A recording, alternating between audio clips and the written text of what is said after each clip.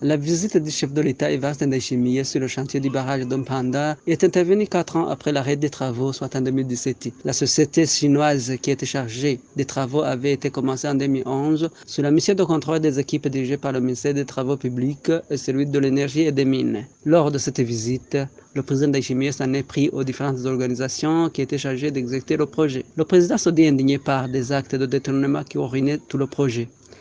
Ne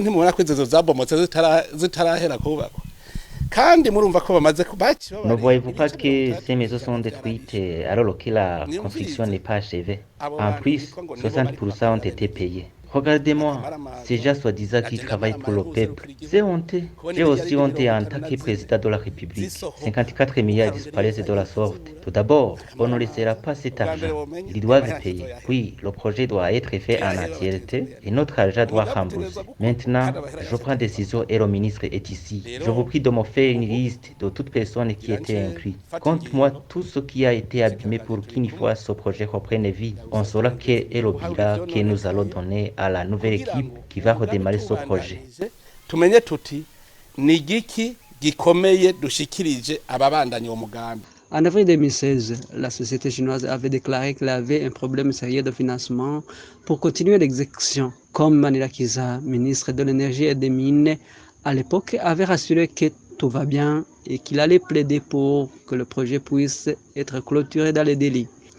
Les travaux avancent correctement, sont vraiment appréciables si nous essayons de voir, de suivre comment les travaux se font. Nous apprécions fermement comment les travaux avancent jusqu'à aujourd'hui. Nous profitons d'ailleurs de l'occasion pour remercier tous les partenaires qui sont sur ce chantier, que ce soit au niveau de l'entreprise qui exécute, que ce soit au niveau du bureau de surveillance, que ce soit au niveau de la cellule qui est au sein du ministère pour toujours le suivi des travaux. De notre côté, nous promettons à l'entreprise de pouvoir faire de notre mieux pour que quand même nous ne puissions pas aussi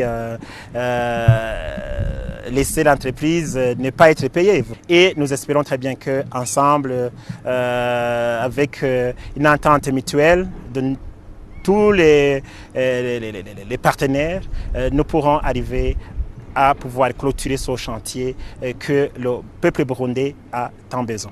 Malgré les assurances des ministres comme Manila Kiza, le projet s'est arrêté une année après, en 2017. Pourtant, selon des sources auprès des anciens membres du parti présidentiel, sur les 54 milliards comptables pour la première tranche de 60% du coût du projet, plus de 20 milliards ont été versés dans les caisses du parti CNDD-FDD qui était dirigé par Evariste Ndayishimiye. Dans la prévision de ce projet, le barrage allait fournir au moins 10 MW dans l'objectif de relever le défi d'électrification qui classe le Burundi en dernière position, soit une électrification estimée à 11% dans tout le pays.